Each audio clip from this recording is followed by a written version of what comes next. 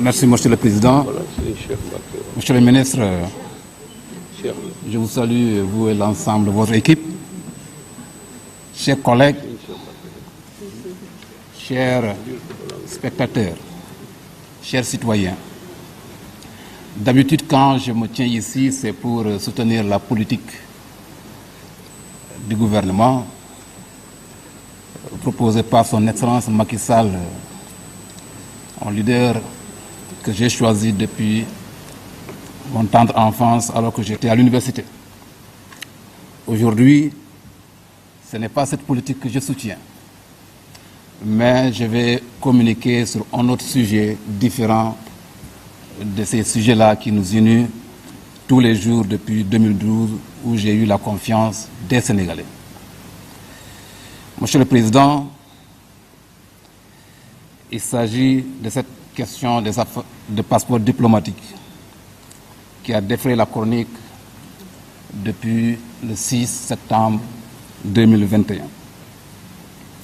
Chers collègues, je ne prends pas la parole pour clore le débat. Je n'ai pas cette position, je n'ai pas ce pouvoir, et surtout notre pays est un État démocratique. Je n'ai pas aussi la prétention de me laver à grande eau parlementaire.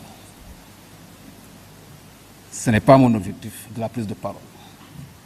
Non plus aussi pour me défendre, car j'aurai l'occasion de me défendre au lieu indiqué devant la personne indiquée.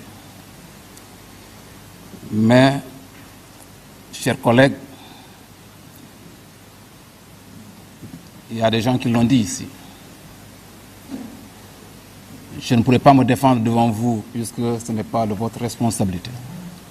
Ce n'est pas la mission de l'Assemblée nationale de laver un député.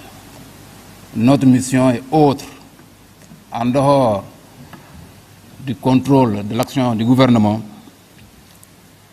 et de l'action du gouvernement, du contrôle de l'action du gouvernement et de pouvoir évaluer la politique publique.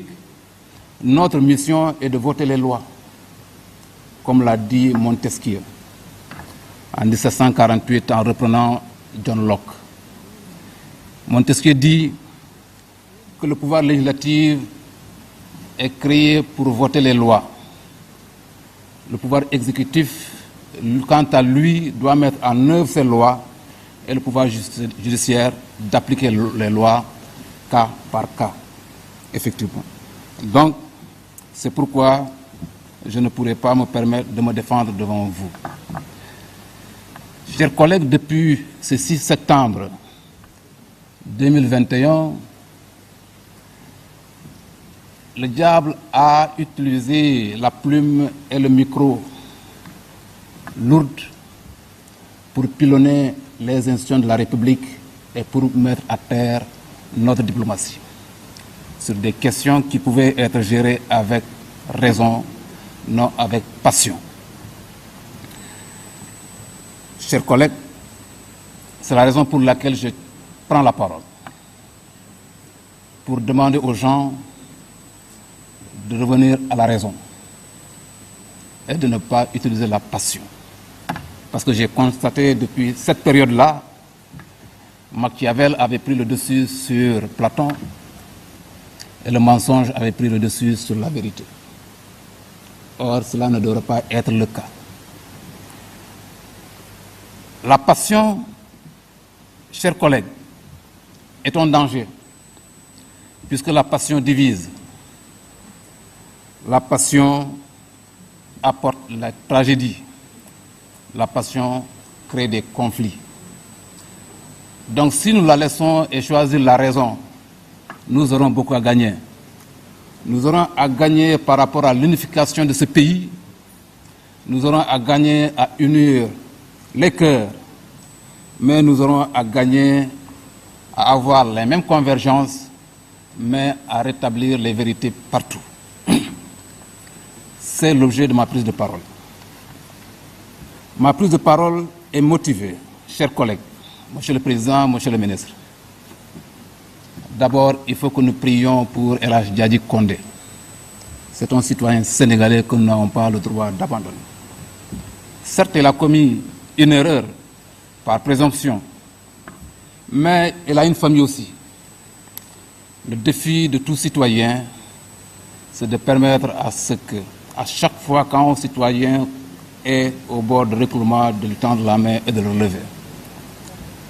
Priez pour El Hadji Diadji Condé, pour que Dieu soit avec lui là où il est, pour que Dieu lui accorde la lucidité de supporter les fardeaux qu'il considère être posés sur lui. Chers collègues, priez pour Diadji Condé puisque la volonté du peuple, c'est que nos pensées soient, pour nous citoyens, des pensées accomplies, que nous soyons des citoyens accomplis et responsables.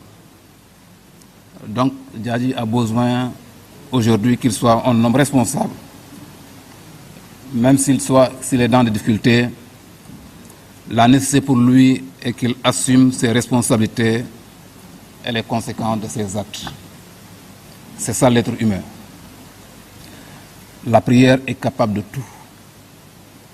Quand on se dirige vers l'obscurité, de vous ramener de l'obscurité vers la clarté.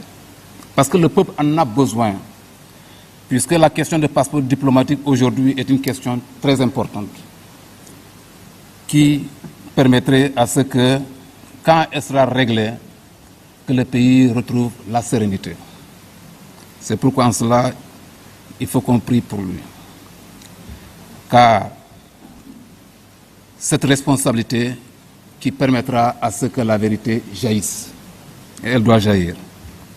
Puisque en réalité, s'il fut sa responsabilité, c'est que la vérité ne jaillira pas. C'est pourquoi Job,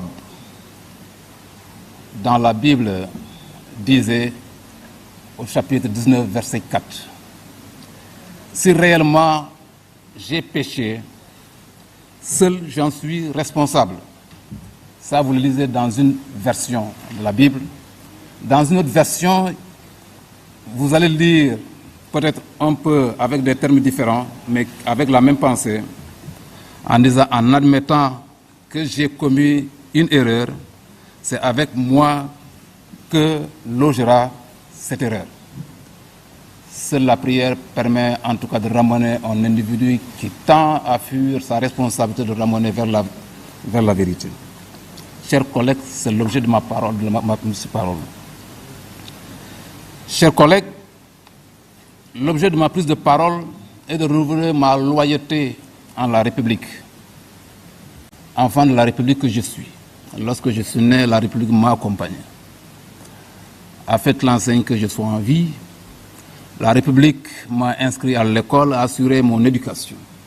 La République m'a recruté en tant que fonctionnaire de l'État. Cette République n'a pas le droit aujourd'hui de témoigner, en tout cas, ma trahison. Je voudrais vous le dire avec sincérité, que lorsque l'information est sortie, alors que j'étais informé par un de nos collègues, j'ai pris la responsabilité moi-même d'appeler l'Assemblée pour le dire ce que je connais de cette information. Le président de l'Assemblée qui est derrière, j'ai eu à parler avec lui en compagnie du président du groupe parlementaire. Voilà ce que je connais du sujet. Donc, vous constatez ici que cette loyauté que je dévoue à la République, c'est ça que j'ai voulu matérialiser. Et dès les premières secondes, j'ai dit au président de l'Assemblée, nul besoin pour moi de lever l'immunité parlementaire puisque ça va accuser un retard alors que la justice doit aller vite dans ce dossier. Je suis disposé à répondre aux policiers ou au juge qui aura en charge ce dossier. Mais comme la procédure demande à ce que nous sommes en train de faire soit fait, je me soumets à la République. Raison pour laquelle, honorable, vous me voyez ici. Depuis le début de la procédure, j'ai pris la ferme, en tout cas volonté, d'être présent à toutes les étapes pour montrer que la République doit être élevée au niveau dont elle mérite. Chers collègues, c'est l'objet de ma prise de parole. Je dois être loyal envers celui qui m'a formé, le président de la République. Je n'ai jamais eu de discussion qui m'aurait conseillé d'être un mauvais militant. Il m'a conseillé que nous puissions honorer la République. Chers collègues, c'est la raison pour laquelle je suis ici. C'est pourquoi j'ai adhéré avec lui pour que nous puissions ensemble former une alliance pour la République, une alliance forte, sincère et durable, pour que partout où nous pouvons mener ensemble nos efforts pour relever et permettre à ce que notre République soit debout, que cela se fasse à tout lieu, à tout moment et à tout instant. Voilà un des instants qui est arrivé. Chers collègues, ma prise de parole, c'est pour vous remercier. Remercier chacun de vous, parce que j'ai vu en vous le soutien. Beaucoup m'ont envoyé des messages, beaucoup m'ont parlé frontalement, beaucoup quand même m'ont écrit sous une autre forme. Je ne pourrais pas ne pas aussi prendre la parole pour vous en témoigner. Témoigner ma famille politique. Ma famille politique aussi m'a soutenu.